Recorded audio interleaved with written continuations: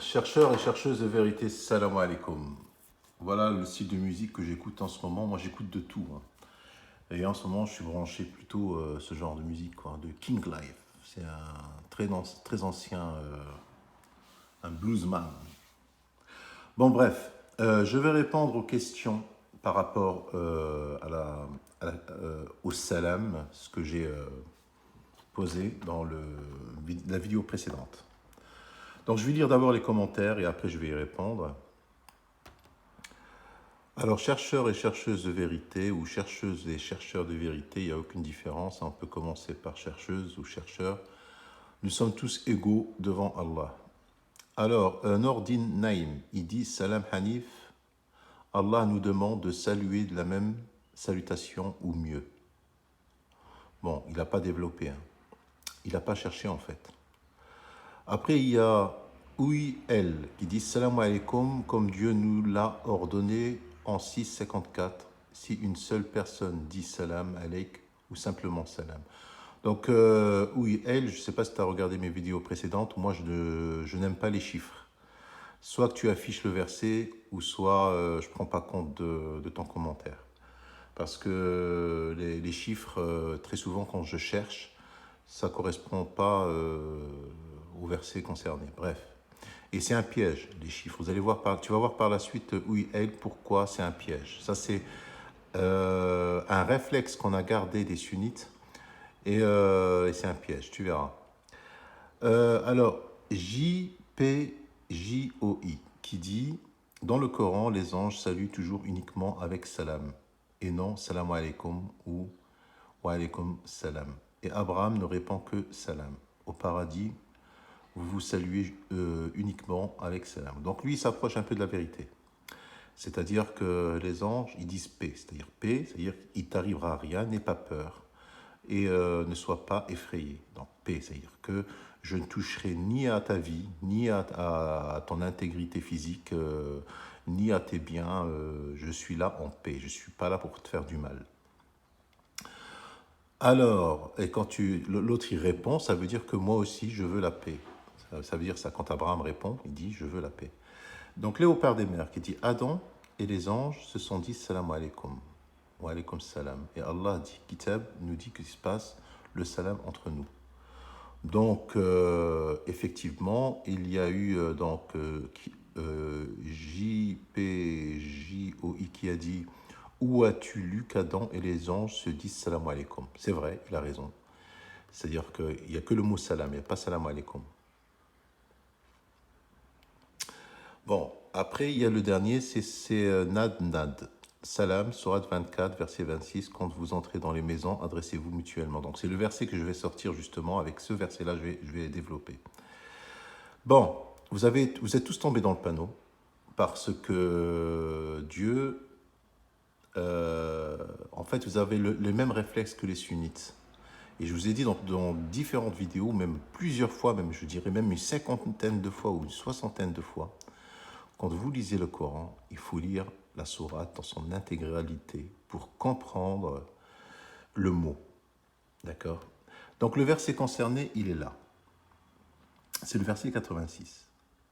Si on vous fait une salutation, وَإِذَا حُيِّيتُمْ بِتَحِيَّةٍ, donc c'est pas une salutation, bitahiyya, oui c'est une salutation, oui. Saluez d'une façon meilleure, ou bien rendez-la simplement. Certes, Allah tient compte de tout. Allah, il tient compte de tout, vous allez voir par la suite. Il ne tient pas compte si quelqu'un te dit bonjour et tu ne réponds pas bonjour. Si tu n'as pas envie de répondre bonjour, tu ne réponds pas bonjour. Si sa tête ne te revient pas, si le mec, voilà, tu n'as pas envie de lui répondre, tu ne lui réponds pas. S'il te dit même en arabe, salam, si toi tu sens que le mec, il a une sale réputation et c'est un délinquant, un tueur, j'en sais rien, et t'as pas envie de lui répondre, tu réponds pas. Pour ne pas lui donner l'occasion de s'approcher de toi. Des fois, quand tu réponds pas à quelqu'un, ben, ça veut dire que tu m'intéresses pas. Donc, Allah, il va pas, quand il dit Allah tient compte de tout, il tient compte de tout. Vous allez voir de quoi il s'agit. On va pas faire la même erreur que les sunnites, on va revenir beaucoup avant. Et je suis obligé de lire parce que vous faites l'erreur et moi je vais lire le Coran.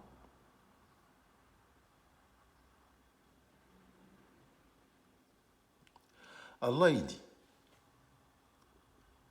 فَلْيُقَاتِلْ فِي سَبِيلِ اللَّهِ الَّذِينَ يَشْرُونَ الْحَيَاةَ الدُّنْيَا بِالْآخِرَةِ. Donc dans le 74, déjà ça commence beaucoup avant. Allah il est en train de s'adresser dans ce verset-là, dans Surat An-Nisa, dans ces versets-là, aux contemporains du prophète. Il ne s'adresse pas à nous. Mais nous aussi, on doit suivre les commandements de Dieu en ce qui concerne la paix. D'accord? Parce que le Coran est une religion de paix. C'est une religion que Dieu il veut qu'il y ait la paix sur terre, qu'il n'y ait pas de guerre. Bon, alors, qu'ils combattent donc dans le sentier de Dieu, c'est-à-dire les contemporains du prophète, ceux qui troquent la vie présente contre la vie future. Et quiconque combat dans le sentier de Dieu, pardon, tué et vainqueur, nous lui donnerons bientôt une énorme récompense. Et qu'avez-vous à ne pas combattre dans le sentier de Dieu et pour la cause des faibles, hommes, femmes et enfants qui disent, Seigneur, fais-nous sortir de cette cité dont les gens sont injustes et assigne-nous de ta part un allié et assigne-nous de ta part un secoureur. Les croyants combattent dans le sentier de Dieu et je répète, le djihad n'est plus d'actualité après la mort du prophète. Le djihad, c'était au vivant du prophète, d'accord? Donc je continue. Les croyants combattent dans le sentier de Dieu et ceux qui ne croient pas combattent dans le sentier du Tarout. Eh bien, combattez les alliés du diable, car la ruse du diable est certes faible. N'as-tu pas vu ceux auxquels on avait dit « Abstenez-vous de combattre, accomplissez la salat et acquittez la zakat. » Puis lorsque le combat leur fut prescrit, voilà qu'une partie d'entre eux se mit à craindre les gens comme on craint Allah, ou même d'une crainte plus forte encore, et à dire « Ô notre Seigneur, pourquoi nous as-tu prescrit le combat? Pourquoi n'as-tu pas reporté cela à un peu plus tard? Dis, la jouissance d'ici-bas est éphémère, mais la vie future est meilleure pour quiconque est pieux. Et on ne vous lésera pas, fût-ce d'un brin de noyau de date. » On continue. Où que vous soyez, la mort vous atteindra. Fussiez-vous dans des tours imprenables, qu'un bien les atteigne, ils disent c'est de la part d'Allah. Qu'un mal les atteigne, ils disent c'est de toi, Mohammed. Dis, tout est Allah. Mais qu'ont-ils ces gens à ne comprendre presque aucune parole?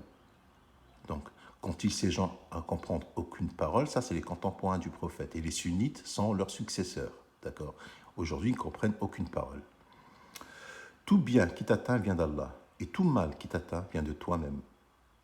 Et nous t'avons envoyé aux gens comme messagers, et Allah suffit comme témoin. Quiconque obéit au messager obéit certainement à Dieu. Donc, quand il te dit obéir au messager, c'est-à-dire le messager contemporain du prophète, il obéit à Dieu. C'est-à-dire quand Dieu leur demande d'aller combattre, ils doivent combattre. Ça ne veut pas dire obéir au hadith. Et quiconque tourne le dos, nous t'avons envoyé à eux comme gardiens. Donc, vous voyez le verset d'avant, Dieu a bien précisé. Et nous t'avons envoyé aux gens comme messagers. Vous voyez, c'est pas comme leur expliquer le Coran avec des hadiths et tout ça. Messager, c'est-à-dire avec le Coran. Le verset 81, ils disent obéissance, puis, sitôt sortis de chez toi, une partie d'entre eux délibère au cours de la nuit de toute autre chose que ce qu'elle t'a dit. Allah enregistre ce qu'ils font la nuit, pardonne-leur donc et place ta confiance en Dieu, et Allah suffit comme protecteur.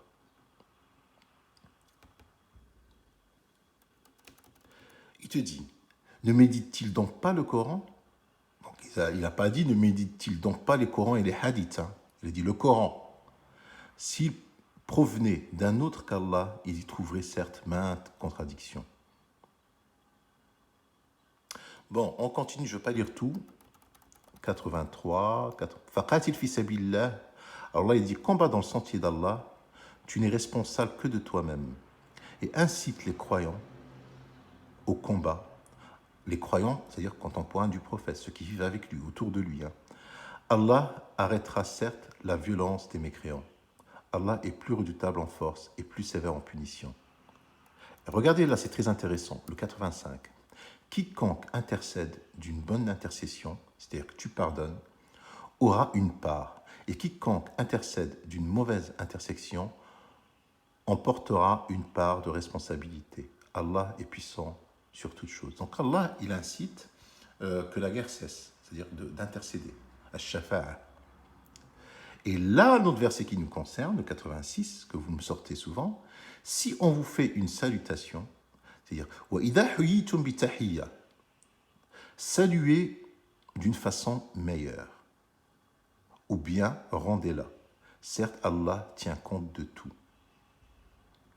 Donc, si on vient et on te propose la paix, tu dois rendre la même paix. Et si on vient, et si tu dois rendre la même paix et tu peux rendre encore une paix meilleure, Allah est certes tient compte de tout. C'est ça que Allah veut dire. Il te parle de paix. Il ne te parle pas de dire salam. Je vous donne un exemple. L'Algérie, elle a été colonisée par les Français. Il y a eu une guerre entre la France et les Algériens.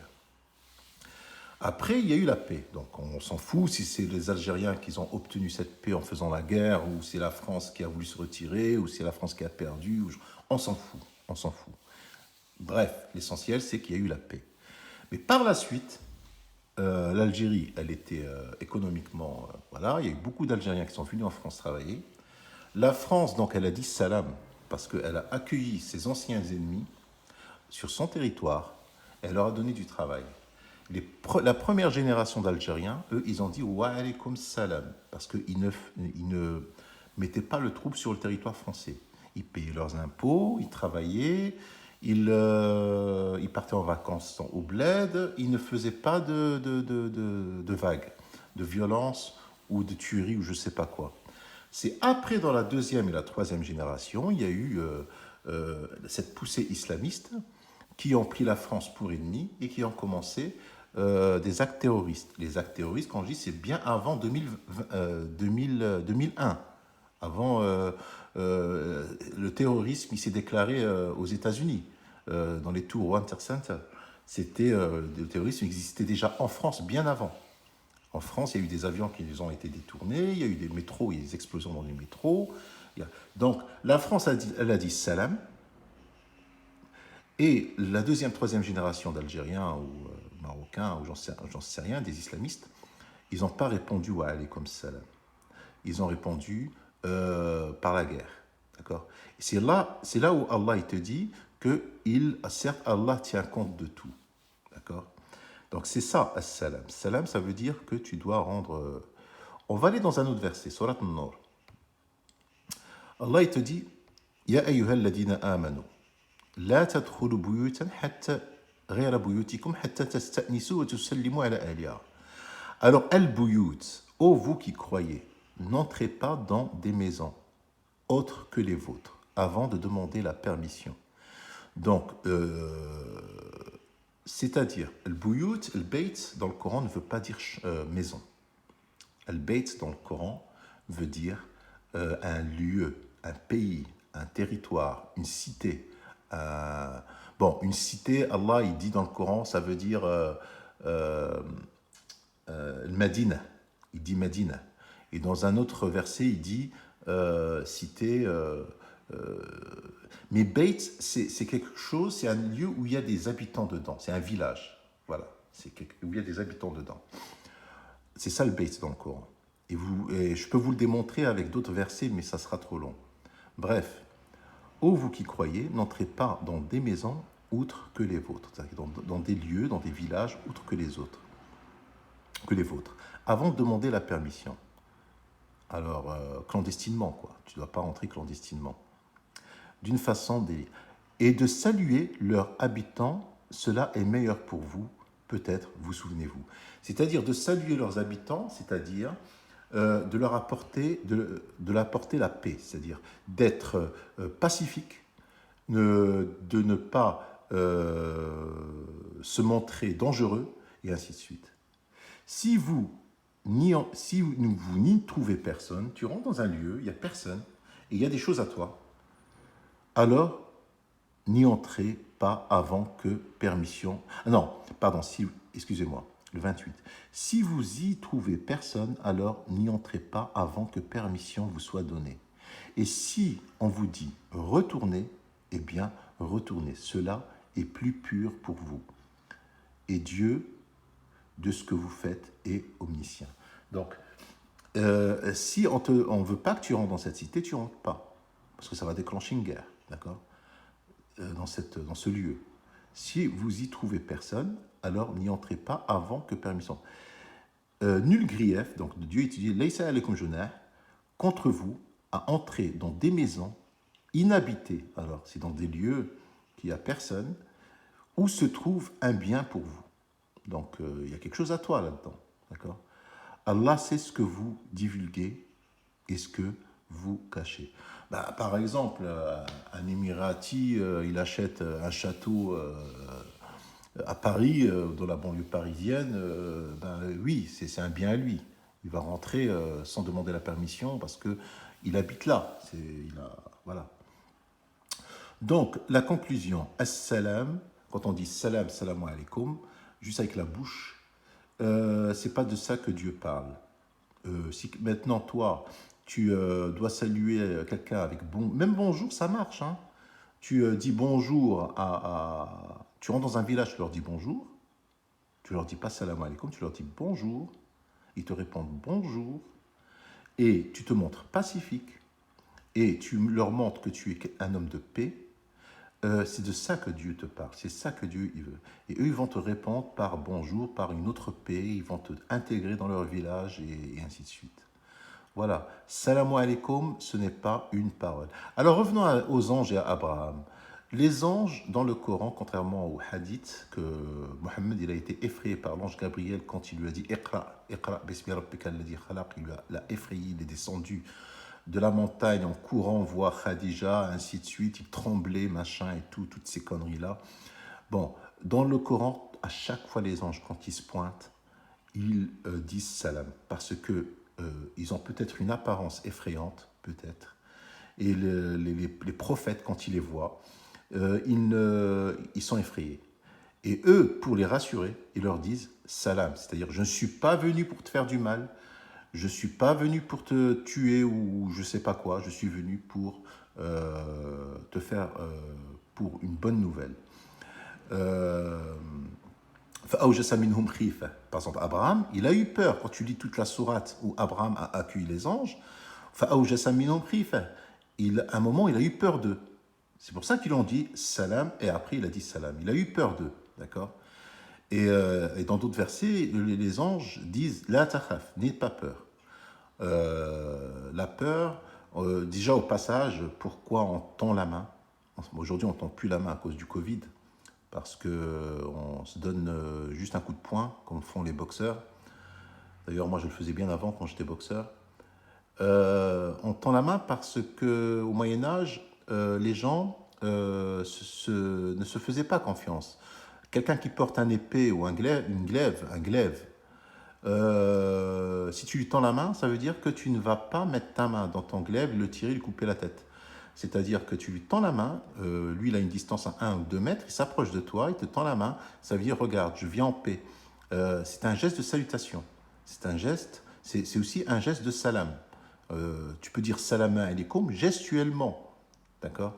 Et c'est comme ça qu'on se salue en se serrant la main. En se serrant la main, c'est pas venu par hasard, c'est dans toutes les cultures. Les gens avaient des couteaux, des haches, des glaives, des épées sur eux, hein, ils se protégeaient. Et ils tendaient la main pour ne pas... regardez aujourd'hui le flic, quand il est en danger, il met la main directement sur son flingue, prêt à dégainer, ou les cow-boys. Donc ça veut dire que la paix, il ne peut pas dire salam alaikum en même temps, d'accord? Il ne peut pas dire n'aie pas peur, je suis là en paix, machin. Le mec, il a déjà la poignée sur la crosse du flingue. Allez, salam alaikum.